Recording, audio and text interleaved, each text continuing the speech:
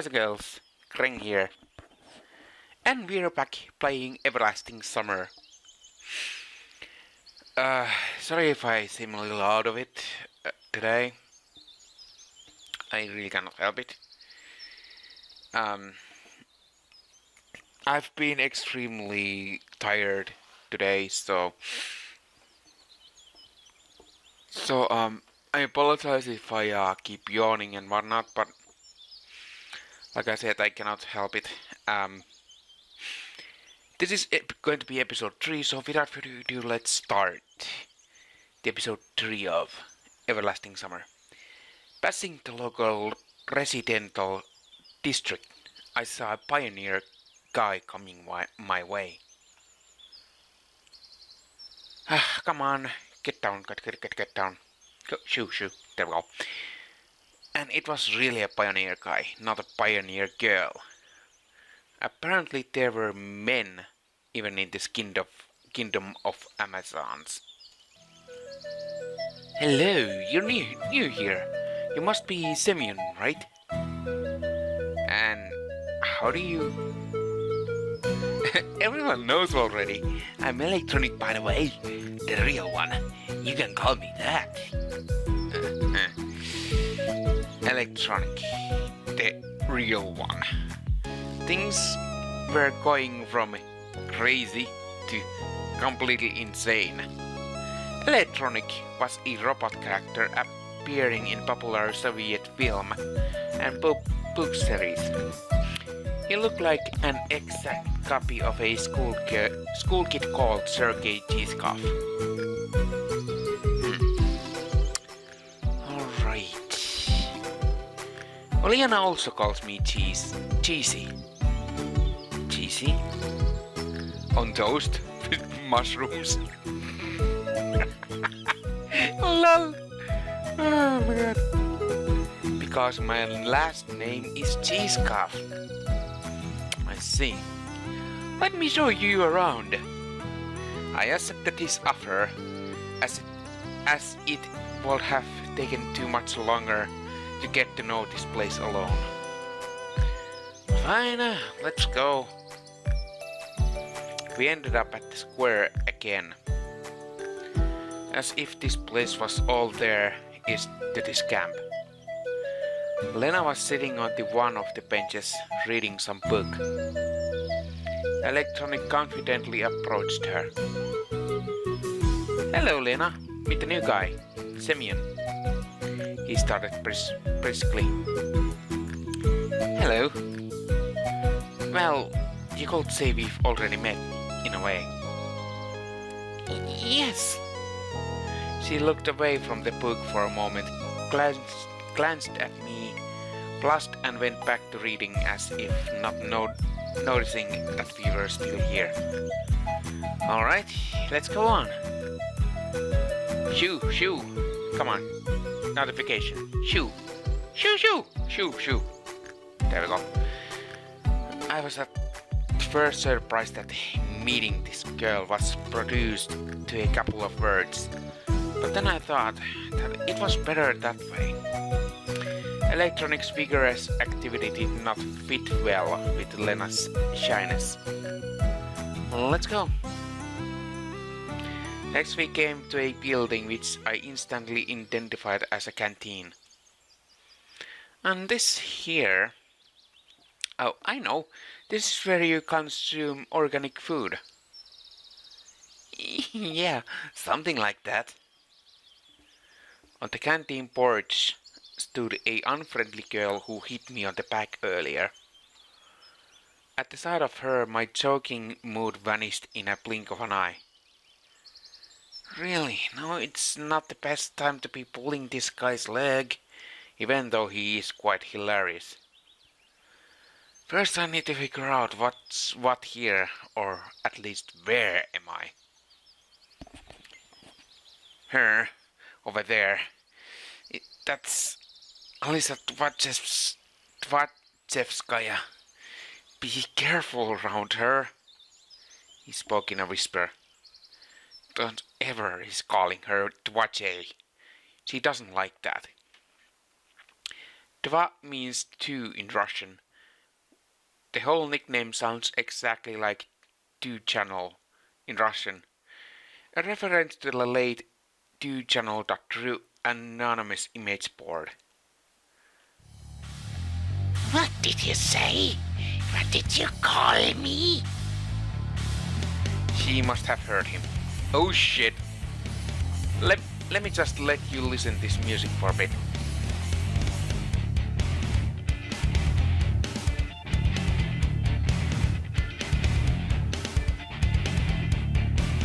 Yeah, epic rock. Yeah. In a blink of an eye, Alyssa jumped down from the porch and dashed towards us. Dashed. Alright. You'll manage from here onwards. Electronic took his heels.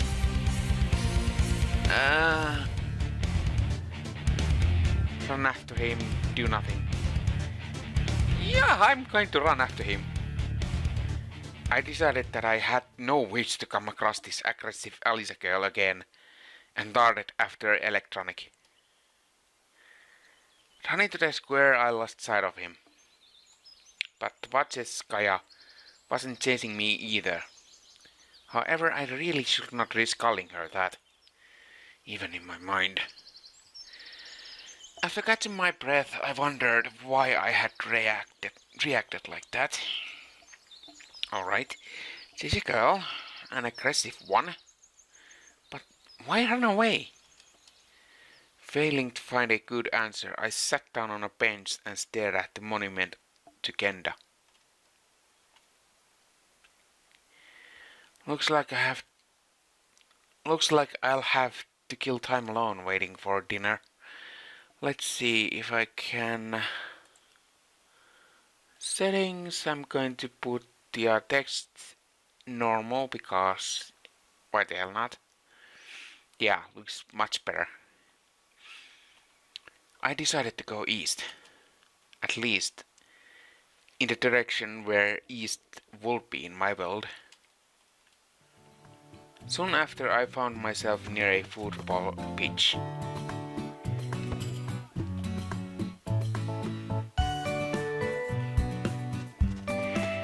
A game was in full swing there. I guess watching it for a bit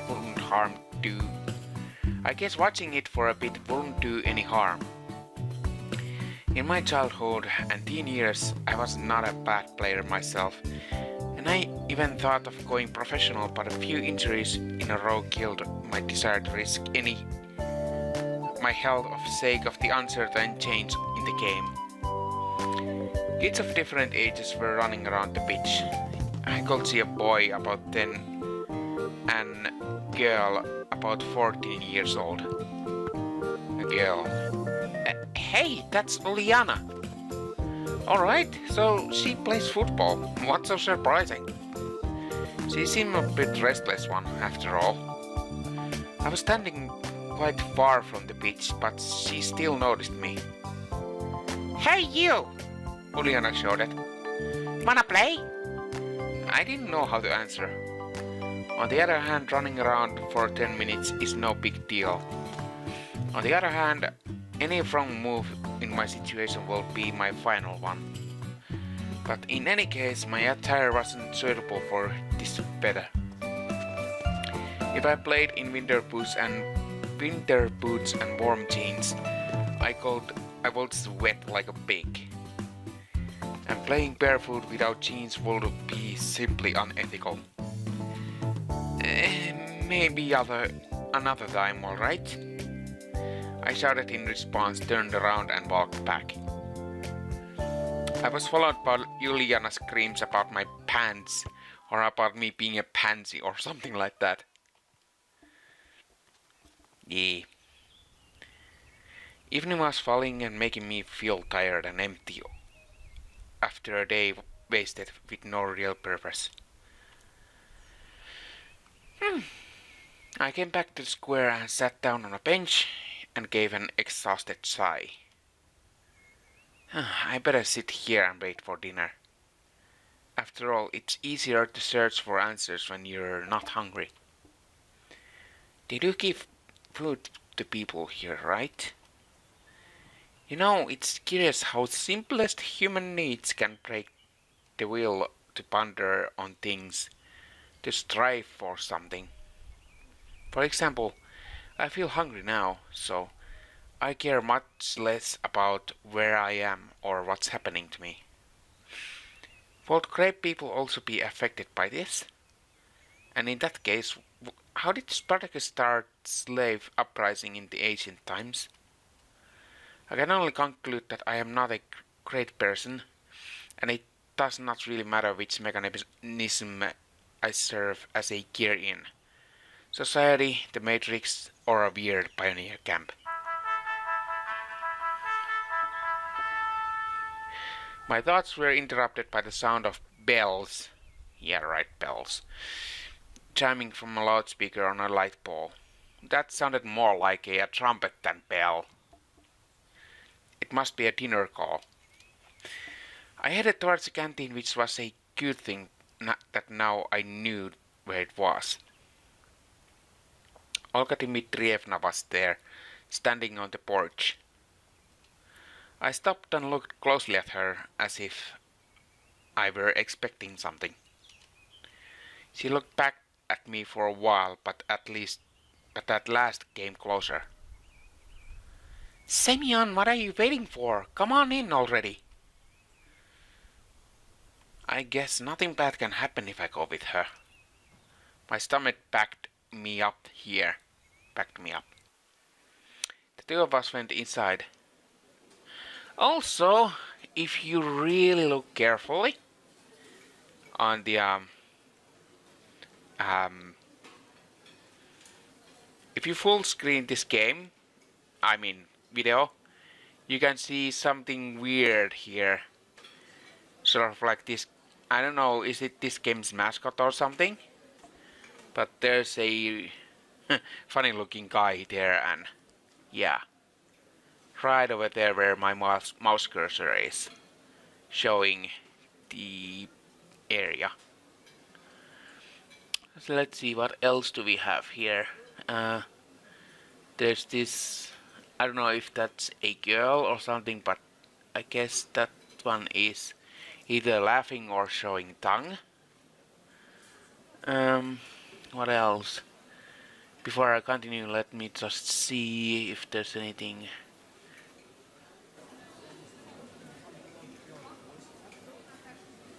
Looks pretty normal to me. Anyways, I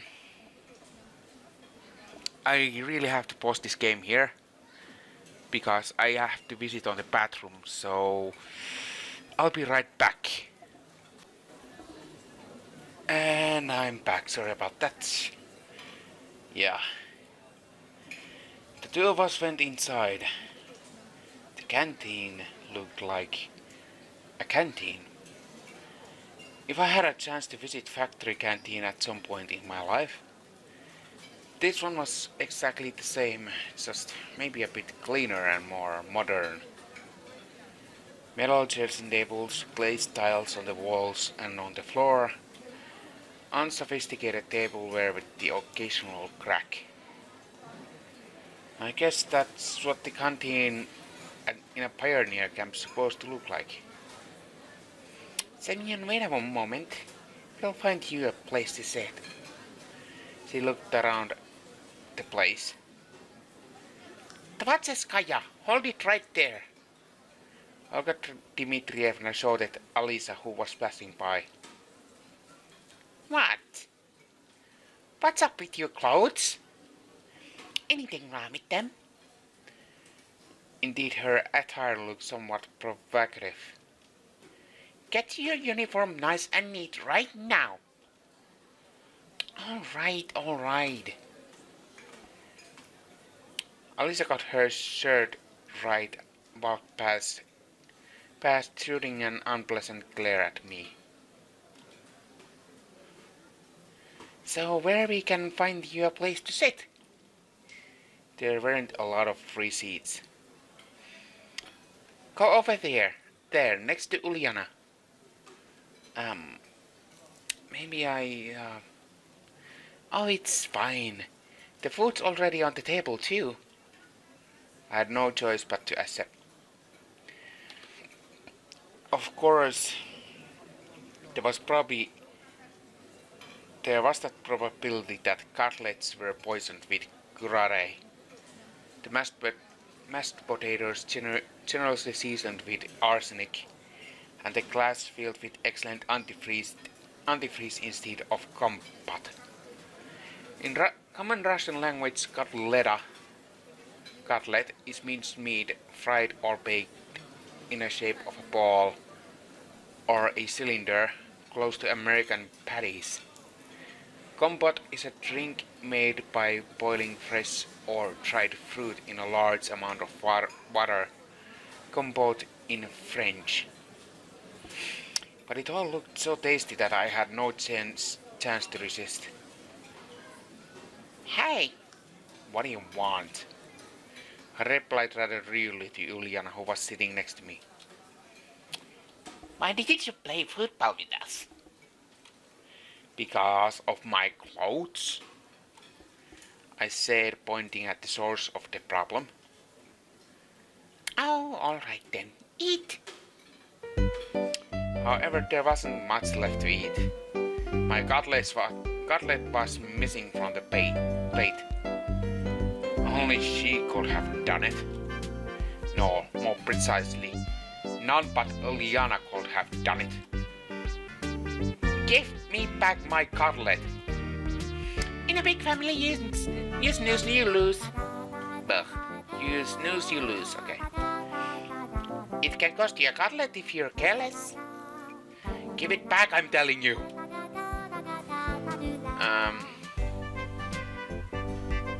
But...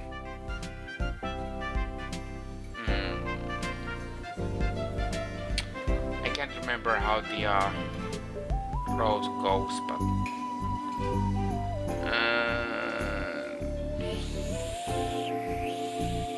I guess I'll go with do not attempt. See, I don't have it. And indeed, Ulyana's plate was empty. It seemed that this little girl eats fast as she steals someone's cutlets. Take it easy, we will work something out Now. She grabbed my plate and ran off.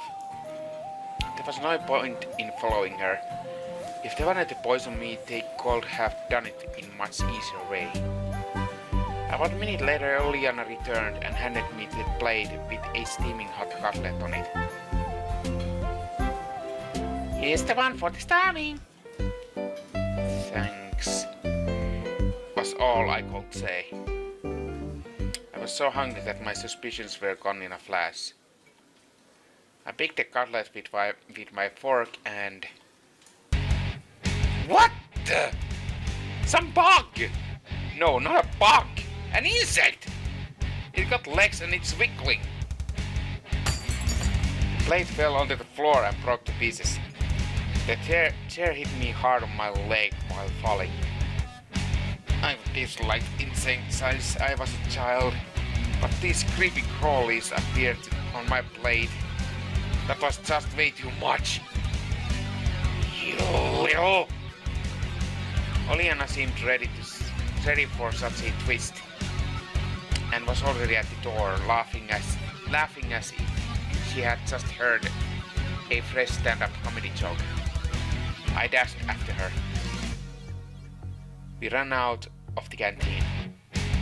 We were just a few dozen meters apart. I felt I could catch this little girl easily. We ran throughout the square, past the club's house, and ran into the forest path. I started to gasp for breath. I shall have quit smoking, I guess. Ulyana passed out of sight on the next turn. It can't be true that she managed to get away from me. It simply can't. I stopped and tried to catch my breath again. Goddamn you, Ulyana. Night was falling. Looks like I'm lost. It's a bad idea to stay in the woods at night. I better get back to the camp. However, I had absolutely no clue which way to go. Well, I gotta choose at random.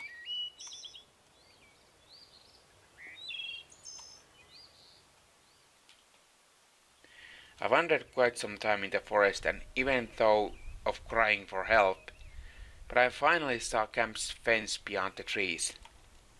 Everything fell back into place. The bus is gone, I mumbled quietly. On the other On the one hand, there was nothing strange about that, but the bus couldn't just stay there forever. On the other hand, it meant there was someone driving it, because buses don't drive themselves.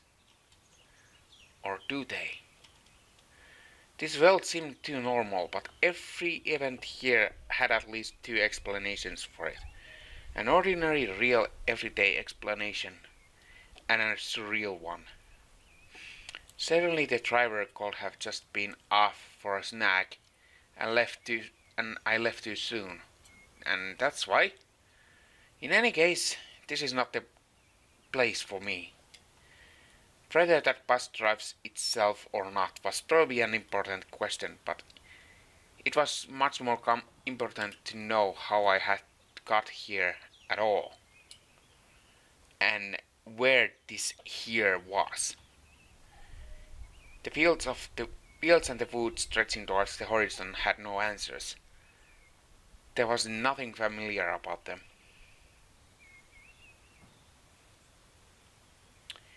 A strange, odd and alien world.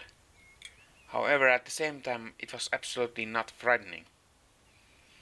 Either my self-preservation instinct decided to resign from its job, or all this running around in the camp at the local pioneers had lulled me so much with their carefree normality that I was simply forgetting that what had happened to me just a couple hours ago. And it seems that the text is again, oh, it's normal. Okay, good. Although I probably just had no strength left to worry. All I wanted was some peace, calmness. I wanted to just have a break from it all. And only after that I would continue looking for answers, ready and reloaded. However, that would be some time later. And what about now? Can I allow myself to relax?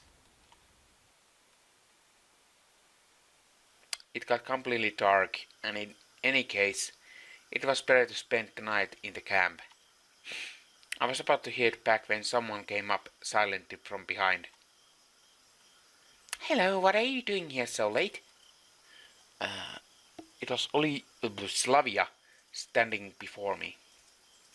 I was so surprised that I jumped. So, you didn't catch Ulyana, did you? She smiled. I nodded disappointedly aside.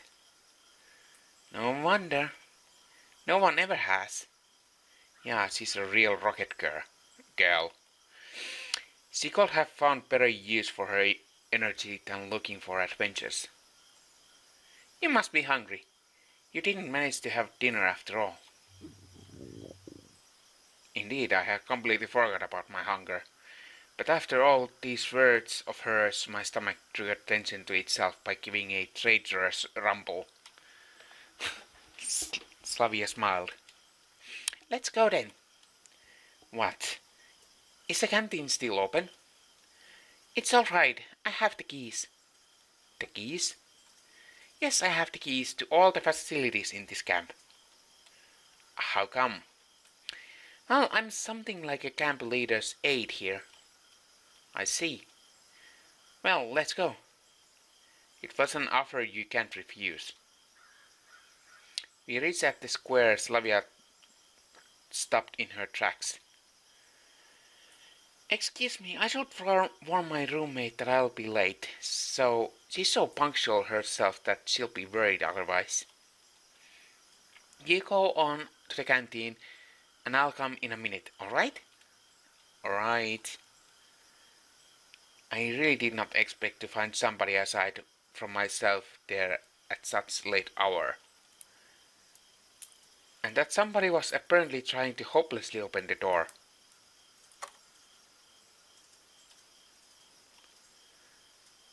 Without any secret thoughts, I walked up onto the porch. The lockpicker turned out to be Alyssa. I should have probably kept off and waited. She looked at me intensely for a while and then said, "Don't just stand there, give me a hand or something." Meaning? "Help me open the door." "Why?" "'Cause I want some buns and kefir. Dinner wasn't enough." Is that really a good idea? Aren't you hungry yourself, huh? Ulyana didn't let you have a normal dinner, did she? She smiled sarcastically. It's true, she didn't. It's fine. Slavia will come now and... What? Sorry. What? I guess I shouldn't have said that. Her face is quite demeaning. Yeah. I'm going to save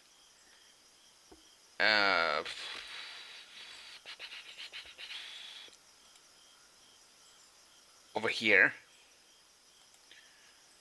because I want to make that as my thumbnail thingy. I'm off then. And you pay for this. You owe me 2 already. Having said that, Alyssa disappeared into the night. And what was the first one?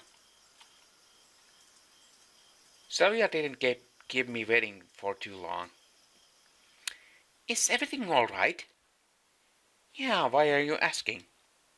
No reason, it's nothing.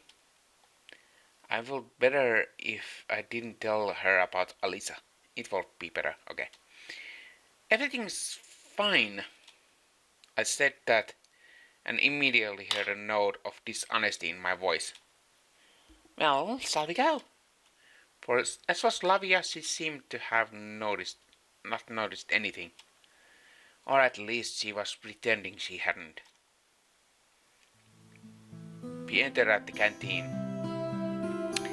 Wait a bit, I'll go get something. I sat down on a chair and obediently waited for my savior. My dinner was simple, few buns and a glass of kefir. No wonder, I bet hungry pioneers finished everything off. However, even that was far better than most of my unusual diet. Slavia sat across the table and looked at me while I was eating. Is there something on my face? No, just... She smiled. So, how do you like your first day in the camp? Well, I really don't know. Silly to ask someone who suddenly found himself in a different reality whether he liked the food in the canteen, the camp leader, or his assigned hut. It's alright, you'll soon get used to it. Slavia stared out of the window dreamily. Frankly speaking, I have no desire to get used to such things. But as for her, she doesn't know. Or at least she wants me to think that she doesn't. Well, all in all, it's nice here. I had somehow break the awkward silence. Do you think so? She asked without any interest. Yeah, this place is so... I wanted to say retro, but I managed to hold that back. After all, it was retro for me, but what about them? It might be the only kind of life they knew. In the term life was applicable here at all. Applicable, okay. So, how? She watched me closely, as if something important depended on my answer. Well, I don't know. Lovely. Yeah, it's lovely here. I guess you're right. She smiled again. It's very good that you think so. Why? Well, not everybody likes it here. And what about you? Me? Yes, I love it here. It's great. Then you don't need to worry about what other people think. Well, I don't really worry. Slavia laughed.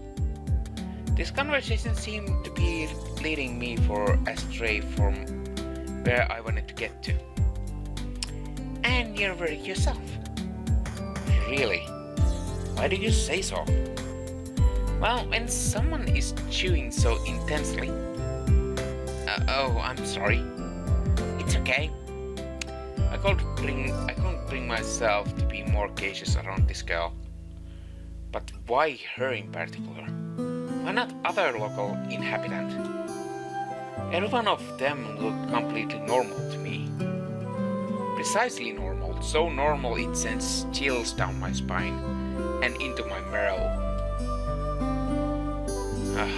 Normal, not like a neighbor with a power drill in one hand and a subwoofer in other. Not like passenger you can often meet in a subway or on a public transport. Not like co-worker at the next table in an open plan office. And not even a friend who only differs from other humans in his constant insistence. All of them look normal, as I would expect them to be, with their own downsides, but with any superpowers. And Slavia was also cute. I glanced at her steadily, not knowing what to say. I'm sorry, I wanted to show you the camp, but I was run off my feet. I didn't miss anything while on my own, I guess. Are you sure you haven't missed anything at all? She smiled so proudly that I had to drop my eyes in confusion. Well, how would I know? It's my first day here. Okay, and what have you seen so far? I've seen the square, this canteen, the football field. And what about the beach? Just from afar. You really should go there. Or let's do it together. Do it together. Yeah, okay, we will. Her naturalness started to scare me. But then I thought, what if everything that happens here is how it's supposed to be in this world looks strange only to me, while for them it is normal? Maybe I was thrown into the past. Yeah, that would explain a lot. Can I ask a stupid question? No. Slavia smiled and stood up from the table. It's late. Can you find the way to Olga Dmitrievna by yourself? Of course I can, but why should I go there? She'll settle you with someone. What for? Probably this question seemed stupid because Slavia bursted into good-natured laughter. You need to sleep somewhere, right? That makes sense. Fine, I'll be off then. Good night. Night. It's strange that she left in such a hurry. A bundle of keys left in the door caught my attention. I was going to catch up to Slavia, but where does she live? A knocking of every door during the middle of the night didn't sound like a bright idea. We are going to take the keys, I guess. I'd better take them. I'll give them back tomorrow because who knows what happens here at night. Such thoughts give me chills. It's me who needs to be careful here in the first place. The night, throughout dark, wasn't silent at all. I could hear chirping crickets, the sounds of night birds, and rustling trees from everywhere. A sudden desire to follow Slavia's advice to go to the camp leader's cabin appeared. I didn't know why, but the sight of the unknown bronze builder communism put me in a constructive mood. I sat on the bench and started to recall everything that happened today. That was all my constructive mood called offer. Here was much brighter than near the canteen, and tardy pioneers were running by, so this place didn't seem scary at all. Bus, summer camp, girls. I was so tired from everything new and strange that I could not come up with a single explanation for what was going on. I heard barely a noticeable rustle nearby. I shivered and looked in that direction. A girl, reading a book. Lena. I decided to move closer and talk. She was the only new person that I had met here without exchanging even with few words. Hi, what are you reading? Lena was so surprised that she even jumped. Sorry, I didn't mean to scare you. Never mind. She blushed and stared at the book again. So, what are you reading? The cover was written gone with the wind. We are going to praise the book. A good book. Thanks. Honestly speaking, I haven't read it, but I think that such literature suits her very well. Lena didn't seem to be interested in continuing the conversation. Well, if I'm bothering you... No, she answered while still looking at the book. Can I sit beside you for a while? Why? And really, why? Maybe just because I was very tired and having company is better than being alone. And maybe I wanted to try to find something out from her. I carefully examined Lena. But no, I doubt that. Well, I don't know. I'm not allowed to. Feel free. But if I'm bothering you, No, you're not. I can leave. Just say, Everything's alright. okay then. I sat on the end of the bench carefully. After such intense talk, staying here was the last thing I wanted. But it wouldn't be nice just to stand up and leave. That really didn't go well, huh? Lena hasn't answered anything. It seems I made a fool out of myself. I bet Ulyana was here, she'd have a good laugh at me. Do you enjoy being here? I recalled Up.Slavya question and tried so it will be a good start for a conversation. Yes. She smiled slightly. I guess I like it too. Lena definitely isn't very sociable and probably can't carry on meaningless conversation as easily as Slavia. But there was something about her that attracted attention. Like momentarily glimpse of a reflection in a glass on a rainy autumn evening, which makes you turn around and stare into darkness, searching for something that you saw out of the corner of your eye. Of course, you weren't able to distinguish or understand what was it, but it still felt so tempting. Then I was still reading the book without paying any attention to my presence. And I had no intention of asking her anything about this camp or this world in general. Beautiful night. Yes. How in a world would you start a conversation with her? It's late. I have to go. Yes, it's quite late. Good night. Night? There was some strange about this girl. At first glance, she is typically shy and modest pioneer girl, but the mystery of Lena took its own place in a massive list of mysteries about this camp, which I had started to put together in my head. A lazy evening, there's nothing like a good time with nothing to do. I headed towards Olga Dmitrievna's cabin. A light in the house, ouch, was on. Ugh, sorry. That's just myself. Hello, Simeon. You're quite late. Yeah. I went for a walk and to look around the camp. Alright. You will be sleeping here.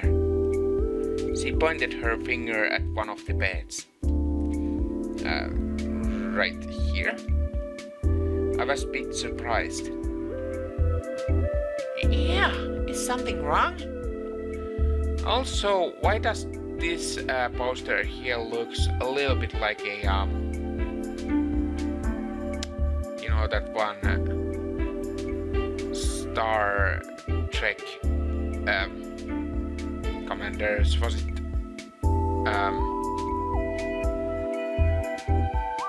well, you know what I mean, Patrick Stewart or something.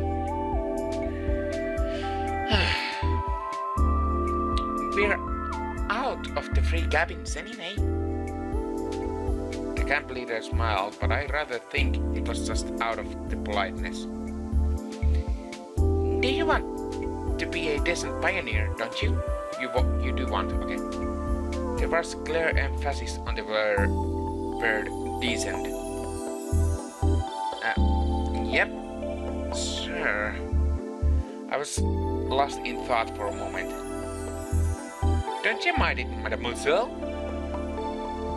She looked at me oddly, with surprise and some offense in her eyes.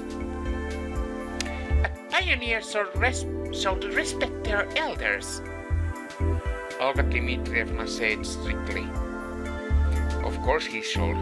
No one argues with that. I blurted, not realizing what was wrong. Shouldn't you also? She stared at me. Under such case, even mithril forged by the best dwarf masters from deepest dungeons will melt. Should I... what?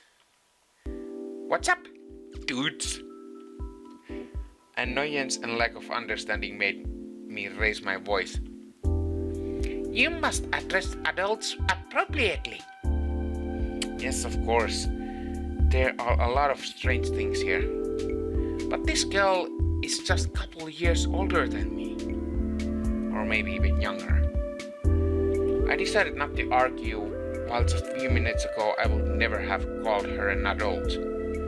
I have to admit that she was also given a strong character. And in any case, I wasn't in position to argue. As you say, ma'am, I mumbled. That's much better. That is how decent pioneers should conduct himself. And now it's time to sleep. Honestly speaking, I was going to become neither a decent nor indecent pioneer.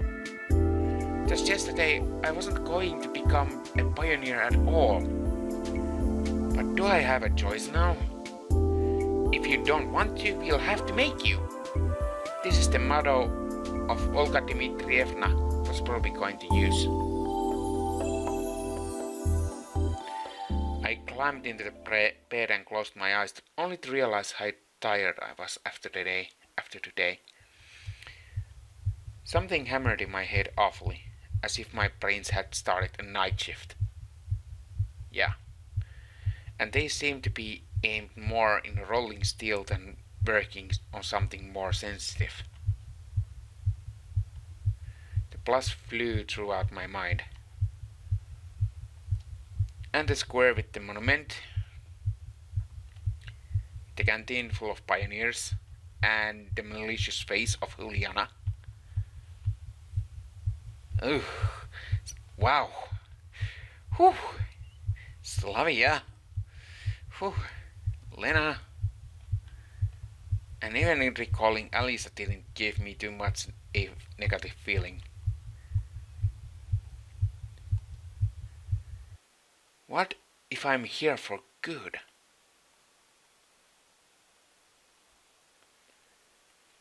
Alright. Ah.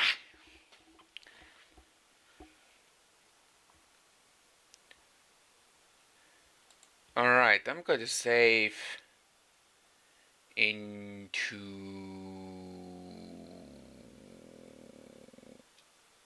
here. Save game. Yes. Alright, well, that was the episode 3 of Everlasting Summer. Hope you enjoyed it, and I'll see you on the episode 4 later on. But for now, I'll see you later. Have a great one, and bye bye!